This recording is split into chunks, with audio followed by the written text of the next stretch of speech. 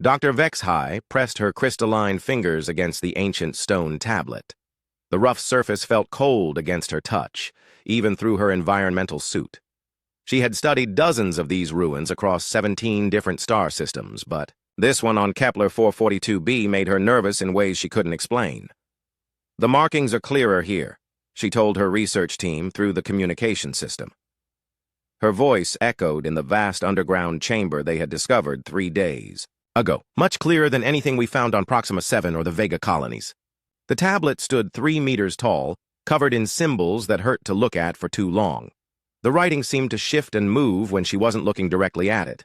Other members of her team, a mix of Kalari workers and Voltrex technicians, kept their distance. They all felt the same wrongness that came from being in places the ancients had touched. Vexhai activated her translation program and began recording. The symbols slowly formed words in Federation Standard on her screen. She read them aloud, her voice getting quieter with each line. "They who tamed lightning and made it serve." She paused, checking the translation twice. "They who split the smallest pieces of matter and released the power of suns." Her hands began to shake. "They who rode metal beasts across the void between stars, fearing nothing in the endless dark." Behind her, Kalari worker Zixmol made a sound that meant deep worry in his species. "Dr. Vexhai, perhaps we should return to the ship. The captain wanted us back before the second sun sets." But Vexhai couldn't stop reading. The tablet told a story that made no sense. It described beings who could destroy entire worlds with weapons made from sunlight itself, creatures who built cities that floated in space without any visible support, monsters who looked into black holes and decided to use them as power sources. "Listen to this part," she said, her voice barely above a whisper. "Here it says, 'When they walked among the stars, whole systems bowed before their might. They needed no ships, for they had learned to fold space itself. They needed no weapons, for they could turn thought into reality.'" The chamber fell silent, except for the hum of their equipment. Every member of the team knew the legends. Every child in the Federation learned about the time before when something terrible ruled the galaxy. Something so powerful that even now, 50,000 years after the Great Silence began, people still had nightmares about their return. The Great Silence. That was what historians called the period when the ancients simply stopped. One day they were building impossible structures and reshaping entire solar systems. The next day, nothing. Complete silence that lasted for thousands of years. Only then did the younger species begin to grow and spread across the stars. Vexhai had spent her entire career studying this mystery. The Zephyrians, her own people, had risen from simple crystal formations to spacefaring civilization in just 20,000 years. Incredibly fast evolution that shouldn't have been possible. The same thing happened to the Kalari, who went from basic hive minds to galactic explorers. The Voltrex evolved from simple plasma clouds to advanced energy beings in even less time. All of them shared the same strange gaps in their early history. All of them had genetic markers that suggested outside interference. All of them developed technology that seemed too advanced for their natural evolution. "Dr. Vexhai," called Nextar, the Voltrex energy specialist. His plasma form flickered with nervous colors. "I'm detecting some kind of power signature from deeper in the structure. It's faint, but it's definitely there." She looked up from the tablet. "Power signature? After 50,000 years? The readings don't make sense. It's like whatever built this place designed it to last forever. The power source is something I've never seen before. It's not fusion, not antimatter, not even zero-point energy extraction. It's something else entirely." Vexhai felt a chill run through her crystalline body. Ancient technology that still worked after all this time meant only one thing. The ancients had built things that could outlast civilizations, outlast entire species. They had planned for the future in ways that suggested they might return. She turned back to the tablet and continued translating. The next section made her wish she had never learned to read ancient script. They did not die, for death was a choice. They had conquered long ago. They did not flee, for they feared nothing in all the universe. They simply grew tired of this small garden and went to plant new seeds among distant stars. But they left watchers. They left guardians. They left promises of return. "We need to leave," Zixmol said, his many eyes looking at the chamber's entrance. Now. But it was too late. Deep beneath their feet, something began to hum. The sound was barely noticeable at first, like the distant vibration of a massive engine starting up. The walls around them began to glow with a soft blue light that seemed to come from inside the stone itself. "The power signature is increasing," Nextar reported, his plasma form now bright with alarm. "Whatever we did, we've activated something." Vex High looked at her translation device. New symbols were appearing on the tablet, writing themselves in real time. The ancient script flowed across the stone surface like living things, forming words that made her heart freeze. "The Watchers have seen. The Guardians have heard. The children have grown tall in the garden we left behind. It is time to check on our work. It is time to come home." The humming sound grew louder. Throughout the chamber, panels of stone began sliding away to reveal technology that looked impossibly advanced. Screens that showed star maps of the entire galaxy. Control systems that responded to thought rather than touch. And in the center of it all, a communication device that was already transmitting a signal toward the edge of known space. "We have to get back to the ship," Vexhai said, finally understanding the magnitude of what they had discovered. "We have to warn the Federation." They ran through the ancient corridors as lights activated around them, illuminating their path with the same blue glow. Behind them, the facility continued to wake up from its 50,000-year sleep. Systems that had been dormant since before any of their species existed were now running through startup sequences. When they reached their ship, Vexhai immediately contacted Federation Command on the emergency channel. Admiral Kexrin's face appeared on the screen, his usual calm expression changing to concern when he saw her panicked state. "Dr. Vexahai, what's your status?" "Admiral, we've made a discovery. The ancient facility here isn't dead. It's been sleeping, and we woke it up. It's transmitting something toward the galactic rim." "Transmitting what?" She looked back toward the underground complex, where the blue glow was now visible from space. "A message, sir. I think it's telling the ancients that we're here. That we've grown up in their absence, and I think they're coming back to see what we've become." The Admiral's face went pale. In the background of the transmission, she could hear alarms beginning to sound on the Federation command ship. "Dr. Vexahai, pack everything you can and return to base immediately, and pray to whatever gods you believe in that you're wrong about what that message means." But as their ship lifted off from the planet's surface, Vexhai knew she wasn't wrong. The ancients were coming home, and the galaxy would never be the same. 3 weeks after Dr. Vexhai's discovery, the Federation's most advanced fleet surrounded the ancient facility in the Dead Star system. Admiral Kexrin stood on the bridge of the flagship watching his tactical display with growing unease. 23 ships, the best technology the Federation could build, and he still felt like a child with a wooden stick facing a plasma cannon. "Scanning complete, Admiral," reported his science officer. "The structure is definitely ancient in origin. It's been active for the past 3 weeks, drawing power from the Dead Star itself. We're reading energy signatures that shouldn't be possible." Kexrin studied the massive facility orbiting the dark remains of what had once been a sun.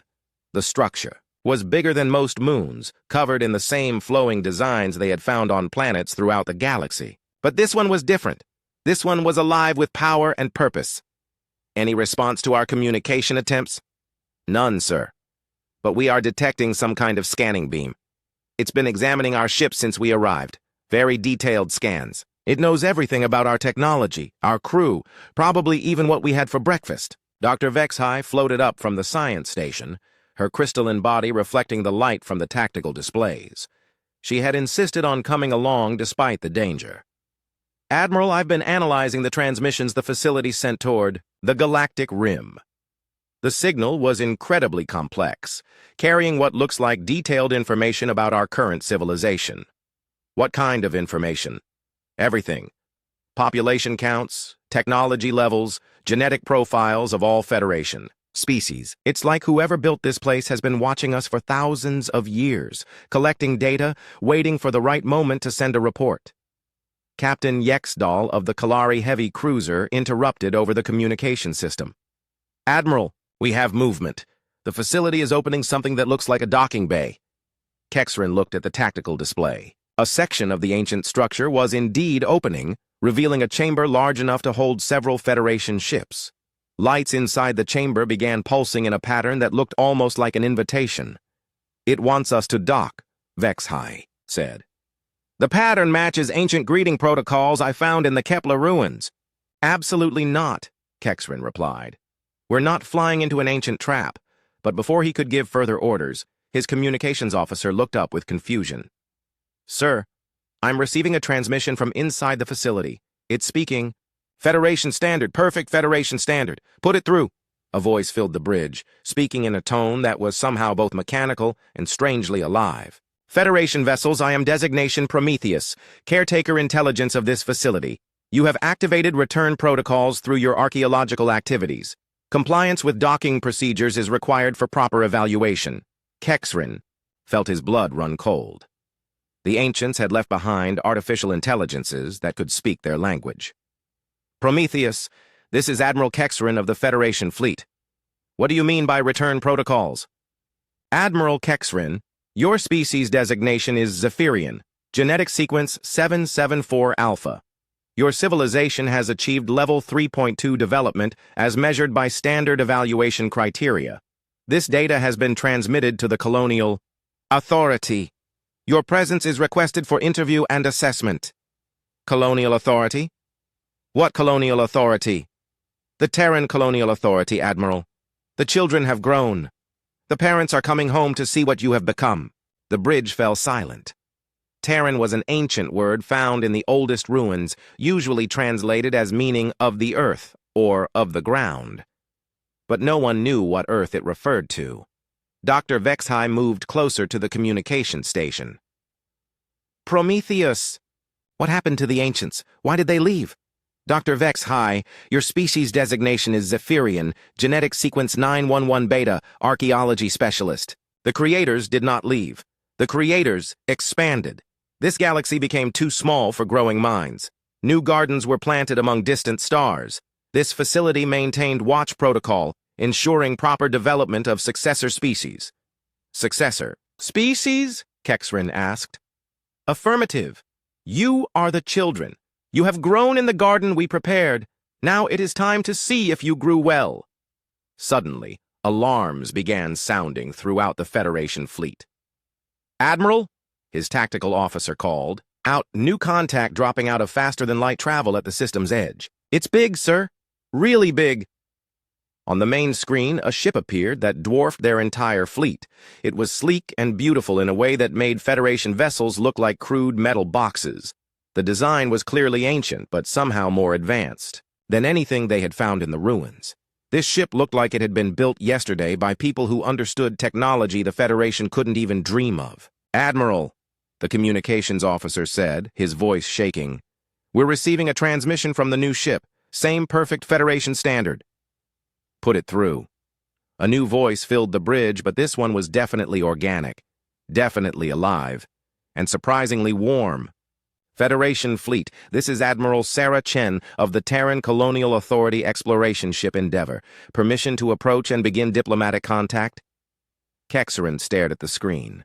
The voice sounded friendly, almost cheerful. Nothing. Like the terrible monsters from the legends. "Admiral Chen, this is Admiral Kexrin. You're one of them? One of the ancients?" A sound came through the communication that took him a moment to recognize as laughter. "Ancient? I suppose 50,000 years would make us seem pretty old. We prefer to think of ourselves as your distant relatives, who went traveling and finally came home to visit." The facility AI said something about evaluation and assessment. "Oh, Prometheus was always a bit formal. Think of it more like proud parents coming to see how their kids turned out.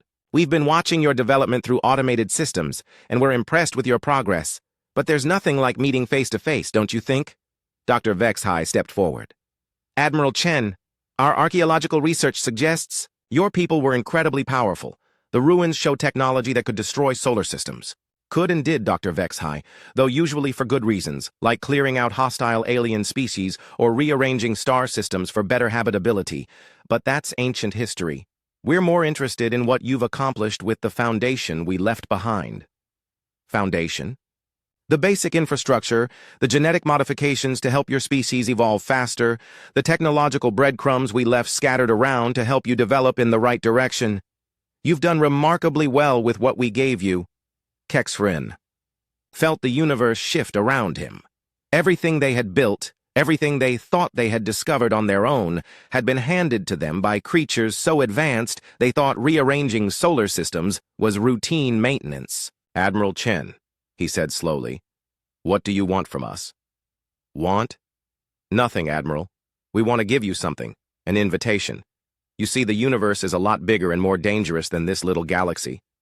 We've been out there for 50,000 years, and we've learned things that would probably give you nightmares, but we've also seen wonders that would take your breath away. What kind of invitation? To grow up, Admiral Kexrin. To step out of the nursery and see what your parents have been up to while you are learning to walk among the stars. But first, we need to make sure you're ready. The universe doesn't forgive mistakes at the level we operate on. Prometheus interrupted the conversation.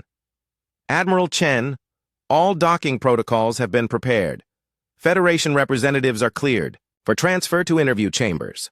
Thank you, Prometheus. Admiral Kexrin, would you and Dr. Vexhai like to come aboard? I think it's time you learned the real history of this galaxy and what we hope might be its future. Kexrin looked around his bridge at crew members whose faces showed the same mixture of terror and curiosity he felt. They had spent their entire lives fearing the return of the ancients. Now the ancients had returned, and they seemed friendly. Somehow that was even more frightening. Admiral Kexrin had expected many things when he stepped aboard the ancient ship. He had prepared himself for impossible technology, for creatures that looked like monsters, for weapons that could destroy his fleet with a thought. He had not prepared himself for a woman who looked completely ordinary offering him coffee. I know it's a bit of a shock, Admiral Chen said, leading them through corridors that seemed to be made of flowing light and solid metal at the same time. Most species react this way when they first meet humans. You spend so long thinking of us as mysterious ancients that you forget we're just people. Dr. Vexhai walked beside them, her crystalline body reflecting the strange lights in the walls. But you're not just people. The ruins we found show creatures of incredible power. You built structures that defy physics, wielded forces that could reshape reality itself. Chen stopped at a window that showed a view of space that shouldn't have been possible. Instead of the dead star system they had docked in, the window showed a living galaxy filled with impossible colors and moving lights. We did build some impressive things, I'll give you that. But impressive is relative, Dr. Vexhai. What looks impossible to you is Tuesday afternoon to us. She gestured to the window. What you're seeing is a real-time view of the Andromeda Galaxy, where most of our population currently lives. We've been terraforming it for the past 20,000 years. Turning gas giants into garden worlds, building ring worlds around suitable stars, that sort of thing. Kexrin stared at the view. You've terraformed an entire galaxy? Well, about 60% of it. The rest is still wild space. We like to keep some areas natural for exploration and research. Chen smiled. Plus, we found some interesting neighbors out there who weren't too happy about us moving in. Took us a few thousand years to work out proper diplomatic relations. They entered a large chamber that looked like a combination of meeting room and museum. The walls were covered with displays showing star maps, scientific data, and images of creatures and civilizations that Kexrin couldn't even begin to understand. Please sit, Chen said, gesturing to chairs that formed themselves out of the floor. I know you have questions, and I promise to answer them honestly. But first, let me tell you the real story of what happened 50,000 years ago. She waved her hand and the room around them changed. Suddenly they were standing in what looked like ancient Earth, but an Earth covered with cities that reached into the clouds and ships that moved between planets like insects between flowers. Humanity reached the stars about 75,000 years ago, Chen began. We spread fast, maybe too fast. We found this galaxy mostly empty except for some primitive species in early stages of development. Your ancestors, actually. Small crystal formations with basic awareness. Tiny hive minds that could barely think beyond their immediate needs. Simple plasma clouds with no organization. The scene changed to show vast human ships moving between stars, building structures, reshaping worlds. We did what humans do.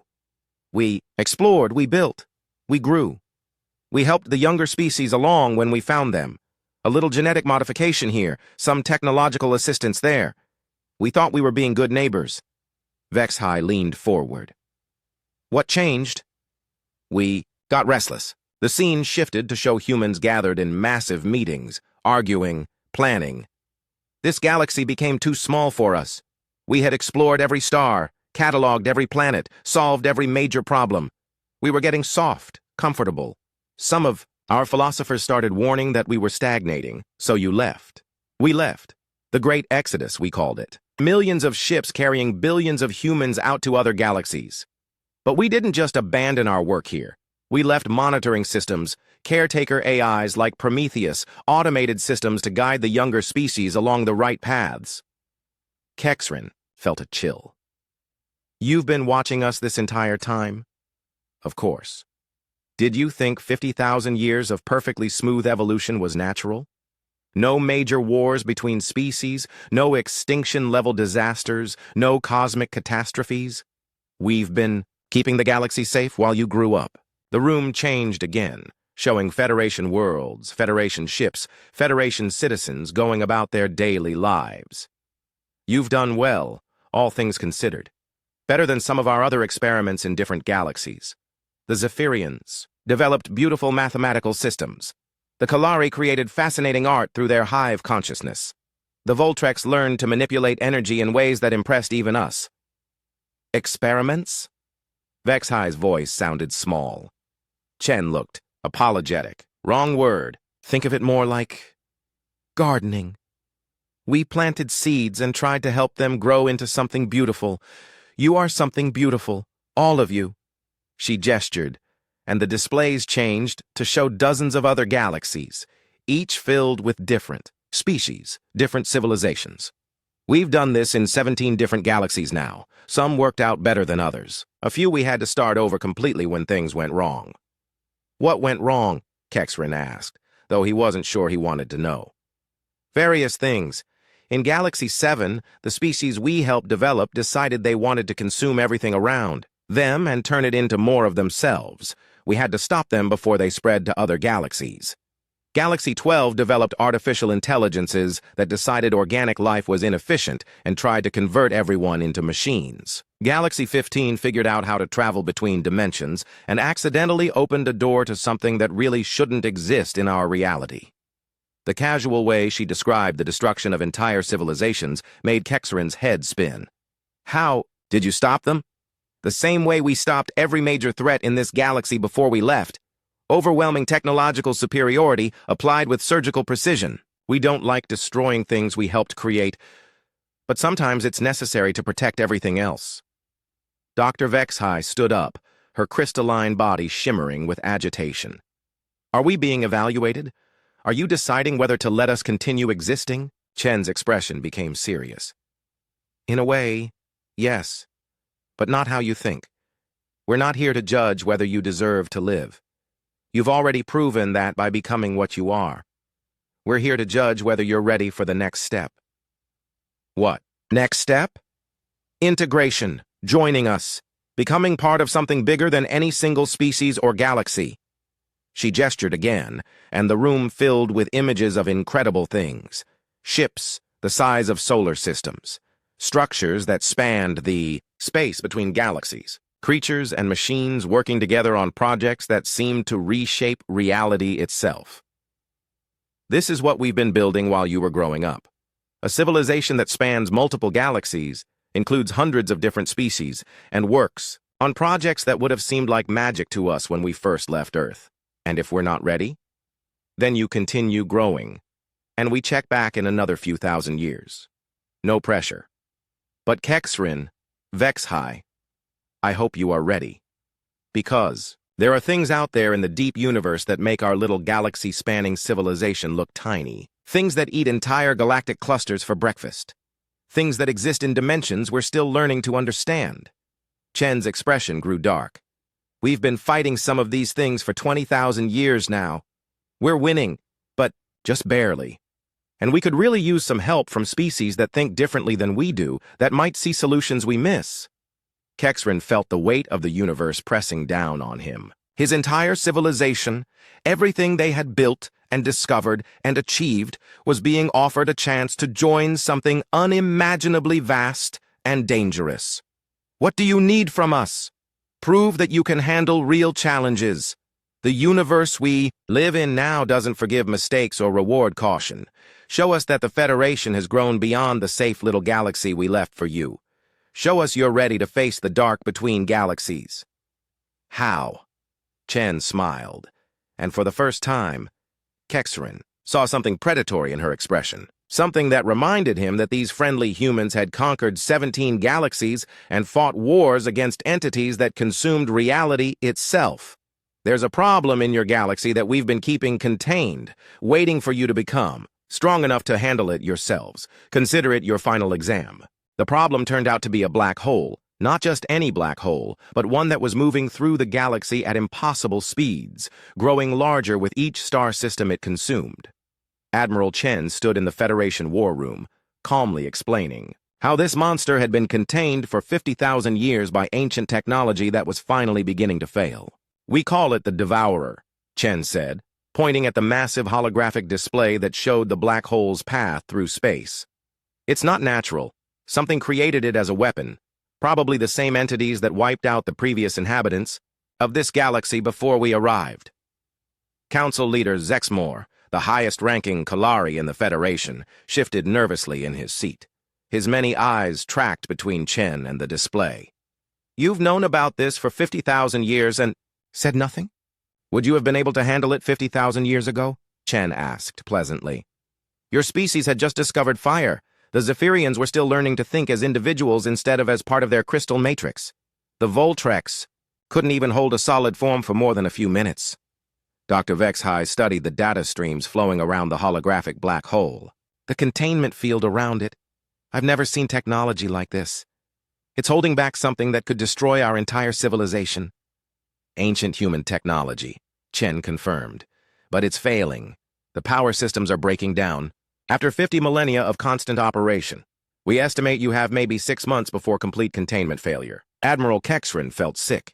6 months before that thing starts eating our solar systems. At current trajectory, it will consume the core worlds of the Federation within 2 years after breakout. Total galactic sterilization would take approximately 50 years. Chen spoke as casually as if she were discussing the weather. Of course, we could fix the containment field, replace the failing systems with newer technology, keep the Devourer locked up for another 50,000 years. Then, do it, Zexmore said immediately. No. The simple word fell into the room like a stone into still water. Every Federation representative stared at Chen with expressions of shock and growing anger. You would let our entire civilization die to prove a point? Kexrin asked. I would. Let you prove that you've grown beyond needing us to solve your problems, Chen replied. This is your galaxy now. These are your people.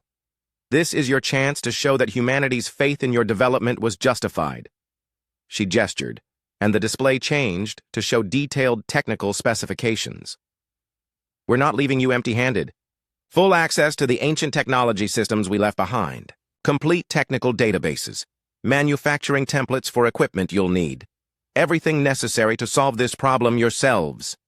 Dr. Vexhai stared at the scrolling data. Weapons that could crack planets. Power systems that drew energy from alternate dimensions. Ships that could survive inside a black hole's event horizon. This technology is thousands of years beyond our current capabilities. Then you'll learn fast, or you'll die trying. That's how growth works. Chen's expression softened slightly. Look, I know this seems harsh, but you have to understand what we're preparing you for. Out there in the deep universe, there are things that make the Devourer look like a minor inconvenience. Entity storms that consume entire galactic clusters. Machine intelligences that turn inhabited worlds into computational substrate. Predator species that hunt civilizations for sport. She stood and walked to the window that showed the stars of the Milky Way. We've been fighting these threats for 20,000 years. We've lost entire colonies, sometimes entire galaxies, learning how to survive out there. The only way we've managed to keep ahead of them is by never, ever backing down from a challenge. But you had time to develop gradually, Zexmore protested. You didn't face galaxy-ending disasters when you were still learning to walk among the stars. Chen laughed, but it wasn't a pleasant sound. Actually, we did. Earth itself was nearly destroyed 17 times during our early space age. Asteroid impacts, supervolcano eruptions, AI rebellions, alien invasions, temporal paradoxes, reality cancer, and a few other things we've never told anyone about. Reality cancer? Long story. Point is, we learned to solve impossible problems, or die trying. That's what made us strong enough to eventually spread to other galaxies. Safe, protected development creates safe, protected species, and safe, protected species get eaten by the things that live in the dark between galaxies. She turned back to face the room. I have orders from the Terran Colonial Authority. Humanity will not intervene directly in the Devourer crisis. We will provide technical support, consultation, and resources, but the solution must come from Federation species using Federation innovation. The room erupted in angry voices, multiple species shouting in multiple languages. Chen waited patiently for the noise to die down, then spoke again. However, we will provide one additional resource, a human advisor for your crisis response team. Someone who can help you understand the technology and guide you toward solutions we might not think of ourselves. Who? Kexrin asked. Me. Chen smiled. I volunteered. Seemed like it might be interesting to see how our kids handle their first real challenge. Dr. Vexhai looked at the technical data still scrolling through the holographic display. This is insane. We're talking about building technology that rewrites the laws of physics using principles we barely understand in 6 months. Actually, Chen said, you're talking about building technology that works with the laws of physics in ways you haven't discovered yet. The principles are solid. Humans figured them out 30,000 years ago. You're smart species. You'll understand them too if you try hard enough. And if we fail? Then you fail spectacularly while attempting something magnificent. That's better than living safe, small lives until something else comes along to destroy you. Chen's expression became serious. But I don't think you'll fail. You want to know why? Why? Because you're sitting here arguing about the best way to solve an impossible problem instead of arguing about whether it's worth trying to solve at all. That's very human of you. It makes me optimistic about your chances. Over the next several days, as Federation engineers and scientists struggled to understand technology that seemed more like magic than science, Chen proved to be an invaluable guide. She didn't give them answers, but she helped them ask the right questions. She didn't build their weapons for them, but she showed them how the pieces fit together. Slowly, impossibly, a plan began to take shape. Not a human plan, but something uniquely Federation. The Zephyrians would handle the complex mathematical calculations needed to precisely control gravitational fields. The Kalari would coordinate the massive construction projects using their hive mind capabilities. The Voltrex would manipulate the energy systems that would power the whole operation. It might actually work, Vexhai said on the 4th day, reviewing the integrated plans. It's completely insane, but it might work. Chen nodded approvingly. The best human plans are always completely insane. If a plan makes sense to everyone involved, it's probably not ambitious enough to succeed against impossible odds. But as the Federation species threw themselves into the greatest engineering project in their history, Chen received a private message from the Terran Colonial Authority that made her expression grow dark with concern. The entities humanity had been fighting in other galaxies had noticed the activity in the Milky Way. They were coming to investigate, and they were bringing weapons that made the Devourer look like a child's toy. The Federation's final exam had just become a lot more difficult. The Federation's solution was beautiful in its impossibility. Dr. Vexhai stood in the command center watching dozens of screens that showed their progress. Instead of trying to destroy the Devourer, they had decided to tame it, convert the rogue black hole into the galaxy's largest power source, using its incredible gravitational forces to generate energy that could protect every world in Federation space. Zephyrian calculation matrix is stable, reported the lead crystal engineer. Gravitational, field manipulation within acceptable parameters. Kalari construction teams report readiness, added the hive mind coordinator. All orbital platforms are in position. Voltrek's energy systems are synchronized, confirmed the plasma specialist. Power flow is steady and controlled. It had taken 5 months of the most intensive engineering project in galactic history. Thousands of ships working together to build a massive array of gravitational manipulators around the Devourer. Technology that humanity had given them but implemented, in ways that were purely Federation. Admiral Chen watched the proceedings with something that looked like pride. I have to admit, this is not how humans would have approached this problem. We probably would have tried to blow it up first, ask questions later. Admiral Kexrin kept his eyes on the tactical display. Will this actually work? Honestly? I'm not sure. The math checks out, the engineering is solid, but you're attempting something that's never been tried before. Turning a weaponized black hole into a cosmic power plant? That's either brilliant or insane. Probably both, Vex High muttered, monitoring the energy readings from her station. The moment of truth came when they activated the gravitational control array. Across dozens of star systems, massive machines that drew power directly from stars began working together to reshape space itself around the Devourer. For a terrifying moment, nothing seemed to happen. Then the black hole's chaotic movement began to slow, its destructive path through space gradually changing into a stable orbit, around the galaxy's center. It's working, someone whispered. Energy output is increasing, the Voltrek's engineer reported. The Devourer is generating controlled power instead of random destruction. But their celebration was cut short when alarms began sounding throughout the command center. Admiral, the communications officer called out, we're detecting massive energy signatures at the galactic rim. Multiple contacts, bigger than anything in our databases. Chen's expression went cold. How many? 17. No, 23. The number keeps increasing. Admiral, whatever these things are, they're huge. Each one is larger than our biggest space stations. Chen moved to the communication station and opened a private channel. After a brief, urgent conversation in a language none of the Federation, representatives recognized. She turned back to the room with grim determination. The entities I mentioned earlier, the ones we've been fighting in other galaxies, they've decided to investigate what we're doing here. Are they hostile? Kexrin asked. They're predators that consume entire civilizations for food. So yes, I'd say they're hostile. Chen began working at a control panel that materialized from thin air. The good news is, you just proved you can handle impossible engineering projects. The bad news is, you're about to face your first real war. The main display changed to show the approaching entities.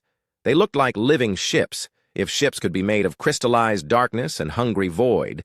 Each one was easily the size of a small moon, moving through space in patterns that hurt to look at directly. What do they want? Vex High asked.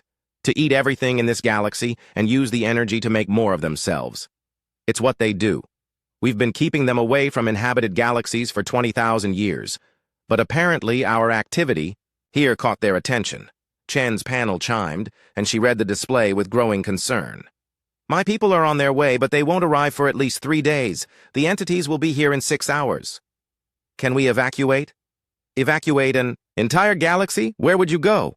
No, this is your home. You defend it or you lose it. Chen looked around the room at faces that showed growing panic.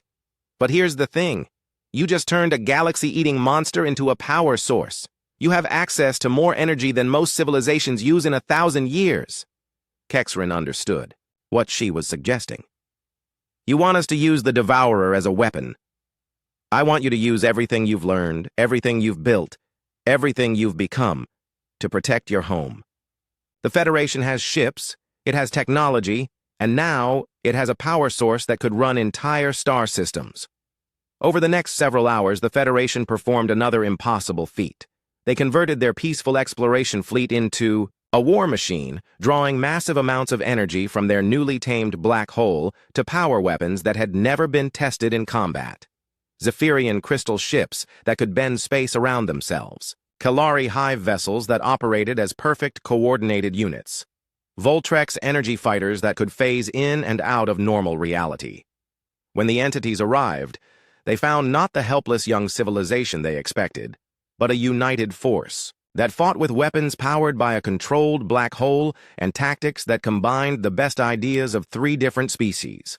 The battle lasted 18 hours and reshaped several star systems. The Federation lost 30% of their fleet, But they won. More importantly, they won using their own innovation, their own courage, their own determination to protect what they had built. Chen stood on the bridge of Kexrin's flagship as the last entity ship fled toward the galactic rim. I'm impressed. That was very human of you. What do you mean? Facing impossible odds with untested weapons and pure stubbornness. Turning your worst enemy into your greatest asset. Refusing to give up when any reasonable person would have surrendered. She smiled. My people are going to love working with you. Working with us? Did you think this was just a test? The entities you just fought are part of a swarm that spans multiple galactic clusters. They've been consuming civilizations for millions of years, and they're not going to stop just because you won one battle. Chen gestured to the display, which now showed star maps extending far beyond their galaxy. Welcome to the real universe, Admiral. It's dangerous, it's amazing, and it's full of challenges that will make today's battle look easy. But the good news is, you won't be facing them alone. And the bad news? Some of the things out there make those entities look friendly. Chen's smile became predatory again. But I have a feeling you're going to enjoy the challenge. After all, you're human children, raised in a human galaxy, taught by human examples. Deep down, you're just as stubborn and unreasonable as we are. Dr. Vexhai looked out at the stars, where human ships were beginning to arrive to help with cleanup and repairs. What happens now?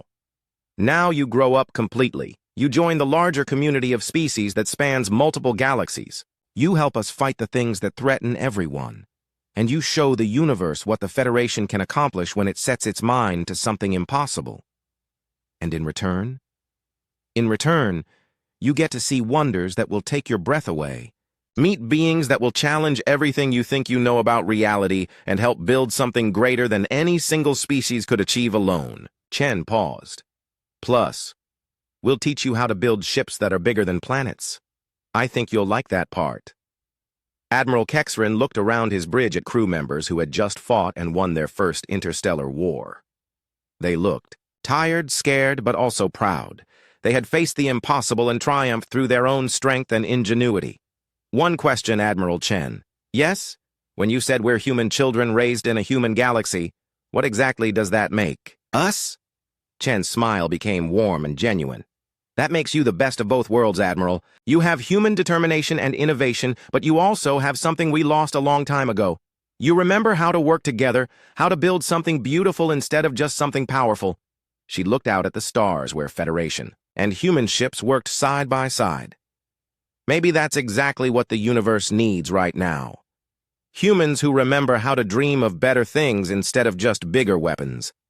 As reports came in from across the galaxy, it became clear that the Federation had not just survived their trial by fire. They had emerged as something new, a civilization that could face cosmic threats while still maintaining the cooperation and wonder that had defined their peaceful development.